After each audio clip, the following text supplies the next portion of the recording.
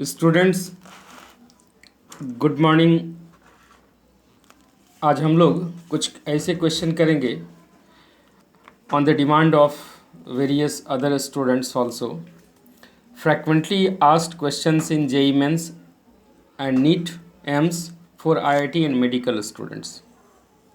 So first question is a metal oxide contains 53% metal and CO2.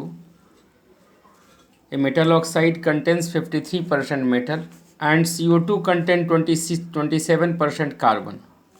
Assuming the law of reciprocal proportion, the percentage of carbon in the metal carbide will be what? Question समझ गए होंगे कि एक metal oxide है जिसमें 53% metal है, CO2 में 27% carbon है। अगर लॉ ऑफ रेसिप्रोकल प्रोपोर्शन को फॉलो अप करता है तो the percentage of carbon in the metal carbide will be what. आपका ऑप्शन दिए हुए ये मेडिकल का क्वेश्चन है और 2-3 बार ये रिपीट हुआ है, इसलिए आप इस तरह की क्वेश्चन पर आप ध्यान देंगे। तो सबसे पहले इस क्वेश्चन को कैसे आप बनाएंगे, ठीक है। रेसिप्रोकल प्रोपोर्शन आप समझ रहे हैं। तो यहाँ क्या है कि इसमें मेटल ऑक्साइड में, इन मेटल ऑक्साइड, देखिए हम लोग लिखते हैं शॉर्ट में थोड़ा, इन मेटल ऑक्साइड मेटल का परसेंटेज कितना है, 53% है। रेस्ट ऑक्सीजन कितना हो गया, 47% ऑक्सीजन हो गया।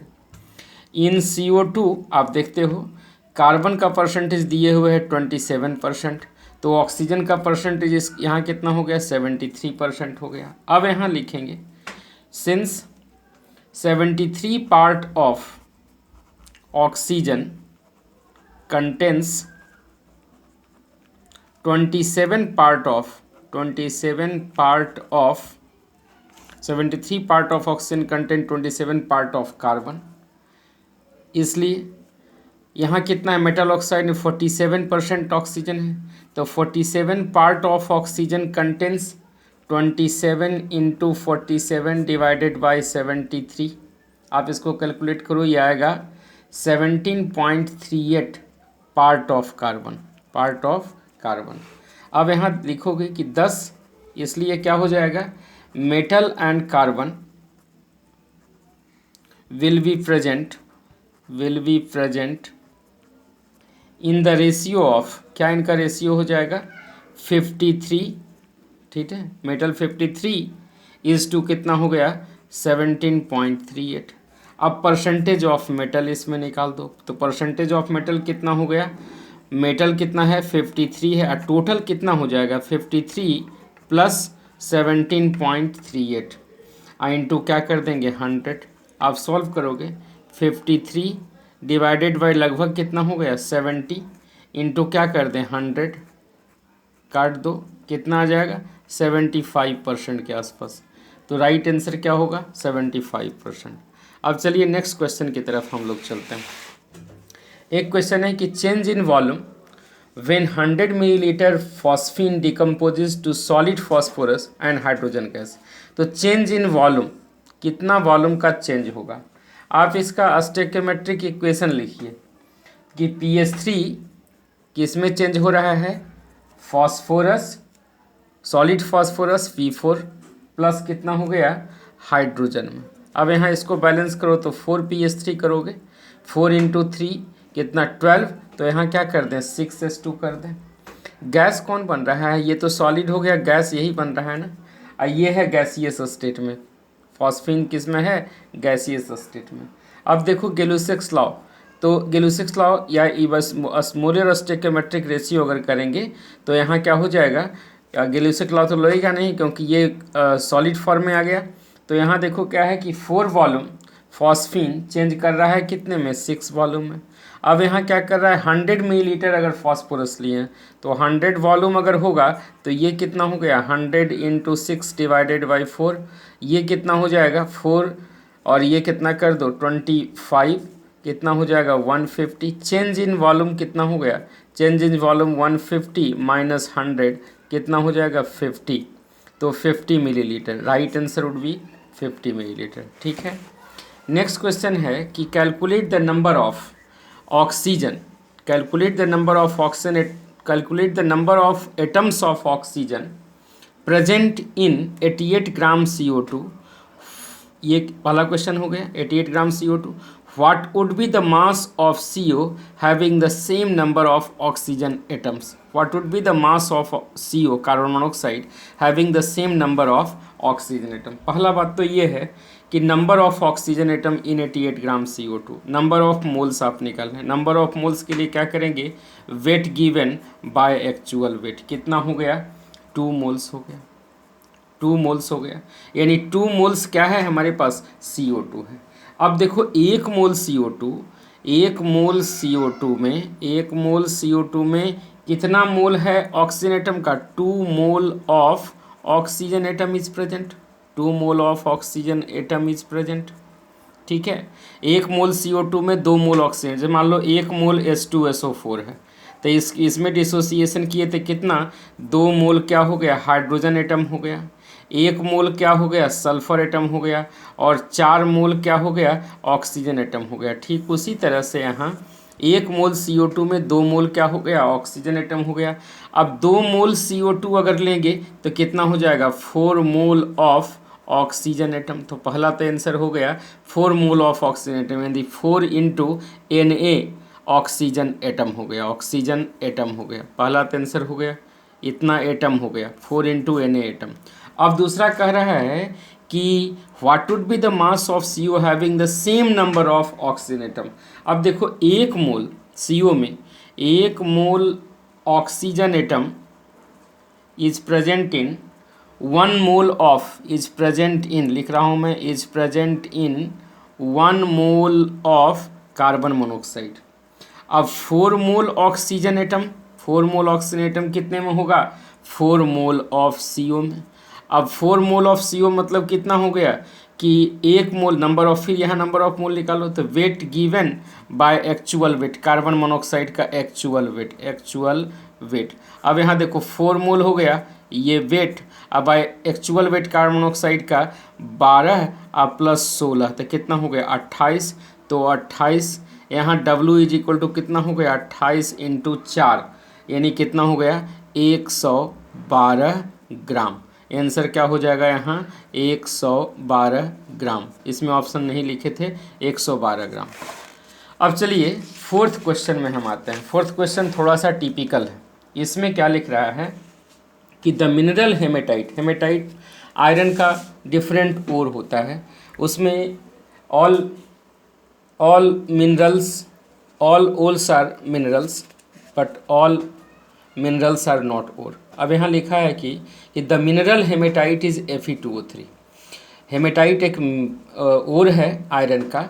यहाँ लिखा है कि the mineral hematite is Fe2O3, it contains unwanted material, इसको बोलते हैं gangue, called gangue, in addition to Fe2O3। अब क्या कह रहा है 5 kilogram of ore contains 2.78 kilogram of iron, what percent of Fe2O3 in the given ore, या कह सकता है what percent of ore is Fe2O3। समझ गए कि mineral hematite is Fe2O3, it contains unwanted material जिसको बोलते हैं गैंग, जो Fe2O3 के अलावे होता है। अब कह रहा है कि 5 kilogram of ore contains 2.78 kilogram of iron, what percent of Fe2O3 in the ore, या what percent of ore is Fe2O3। Option दिया है 79.4, 29.6 और 100 और 11.8 और 68। अब देखिए ऑप्शन छोड़िए, आप कैलकुलेशन करें। अब देखेंगे यहाँ प्रिंसिपल ऑफ एटॉमिक कंजर्वेशन आप लगाएं, तो यहाँ देखें Fe2O3, Fe2O3 में कितने आयरन के एटम्स हैं, तो 2Fe, Fe2O3 तो आयरन कितना होगा 2Fe।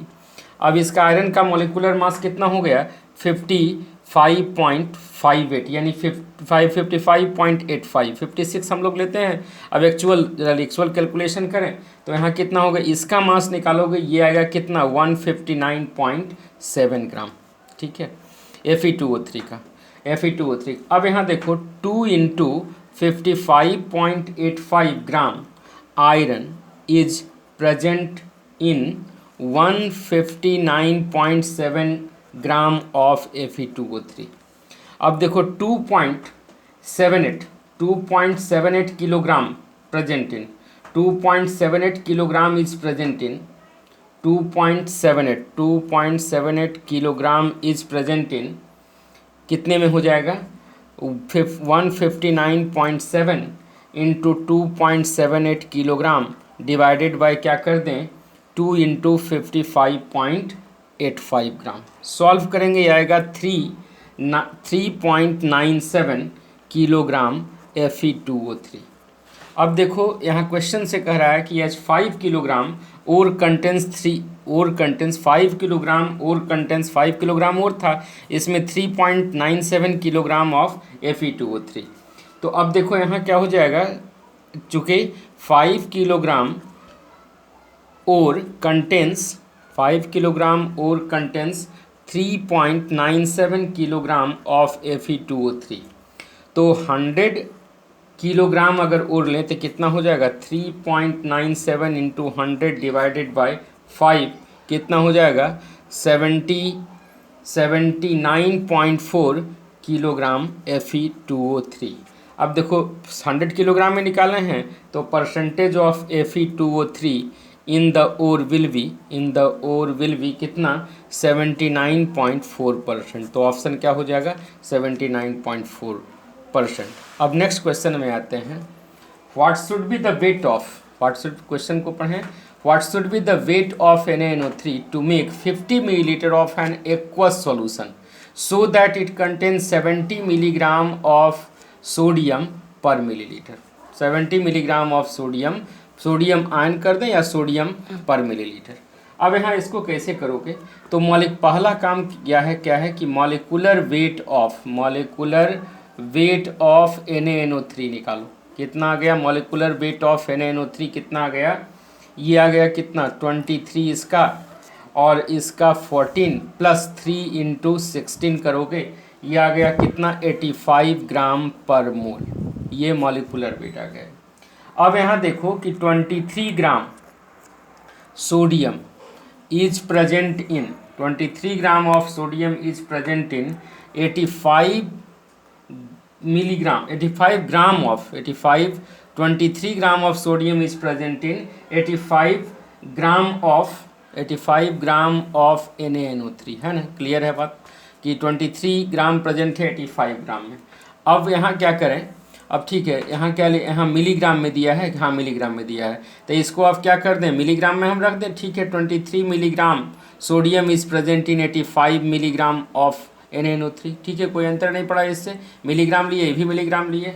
अब यहाँ 70 milligram of sodium is present in 85 into 70 divided by क्या करेंगे 23, तो ये आ गया कितना 258.7 मिलीग्राम NaNO3, ठीक है। अब देखो यहाँ लिखा है कि सो that it contains 70 milligram sodium per millilitre, तो यहाँ ये बता रहा है कि 1 मिलीलीटर में कितना है 70 ग्राम, तो हम लिख सकते हैं ना कि 1 millilitre solution contains 1 millilitre of solution contains 258.7 milligram of NaNO3, 258.7 milligram of NaNO3।